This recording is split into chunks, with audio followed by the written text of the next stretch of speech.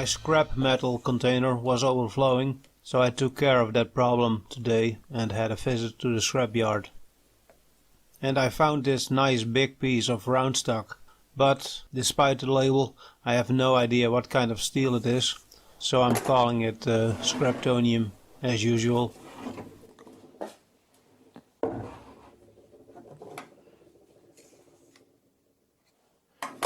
And it looks big enough to finally make that backing plate for that dilapidated Cushman shock I showed in a video last year.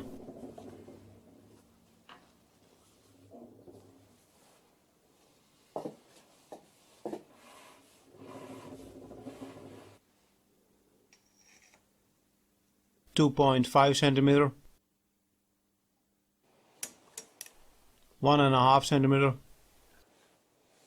So 3.5 centimeters should be enough for a backing plate.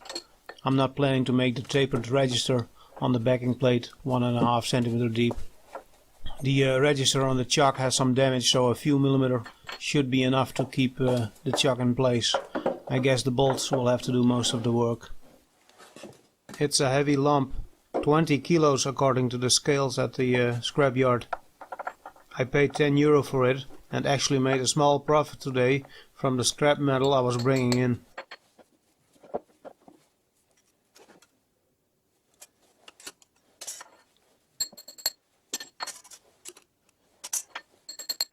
Measuring many times, and hopefully I will only have to cut once.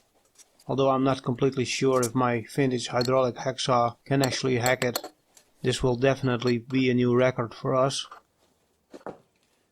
And here we go. Let's hope for the best.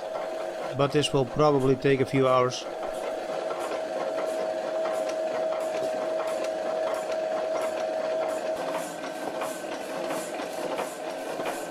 Adding some water to compensate for evaporation.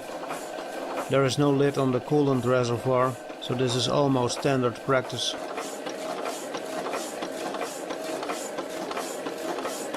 It's hard to keep the coolant nozzle lined up with the cut. It seems to have a will of its own.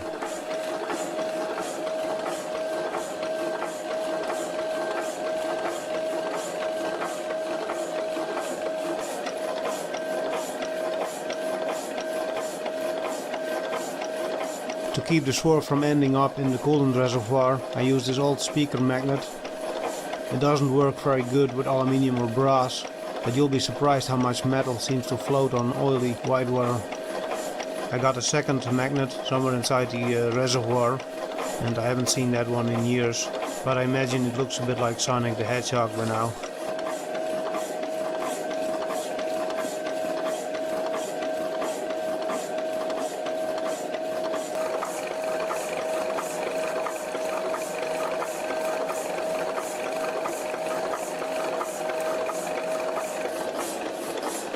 Lots of swerve, and once the coolant has evaporated it really gets stuck to the inside of the tray and I will have to chisel it out.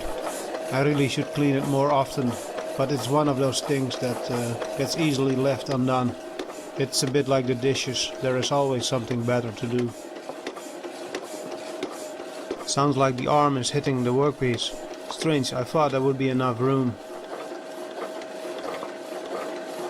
But I guess not, so I better do something about it so I can continue drinking my tea.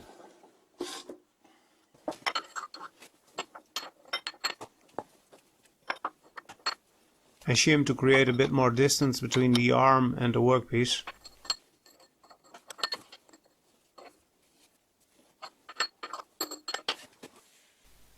Now let's continue.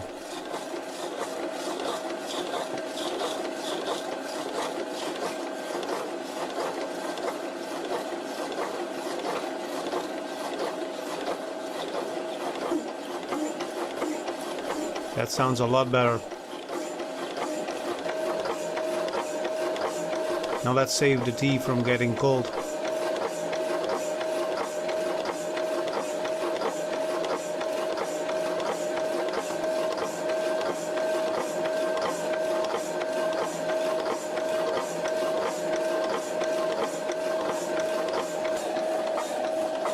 It's close on the other side too.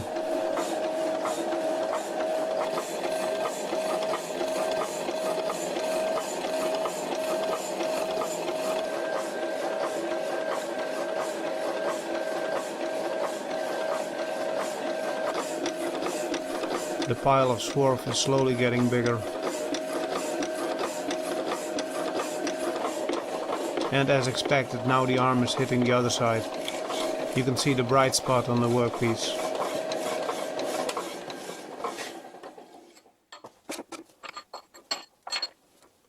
Replacing the shim with a thinner one.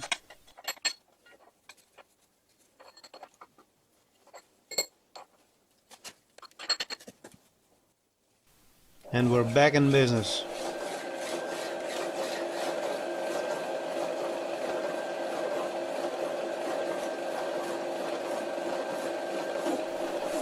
Sounds a lot better too. And the swarf pile keeps growing and growing. The machine is definitely knocking a bit. I guess one day it will break down. I'm just hoping I will be able to fix it again. It is slow but fun to watch, a bit like a shaper.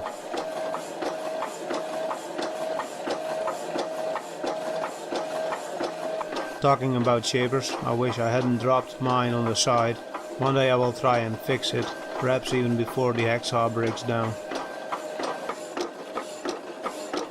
Looks like the blade is starting to cut into the pile of swarf. As you can see, the workpiece worked itself a bit loose, so I had to retighten the vise a bit. Almost there. I'm starting to support the cutoff so it won't bend over.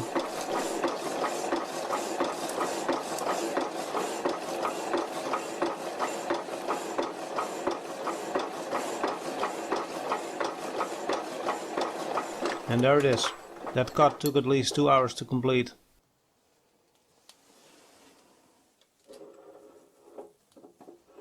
But hey, it got done, and that is what counts.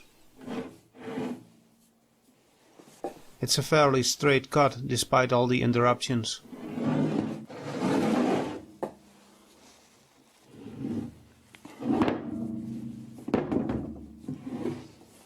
I guess now it's time to make some chips and turn this piece into a backing plate. But that is something that has to wait till the next video.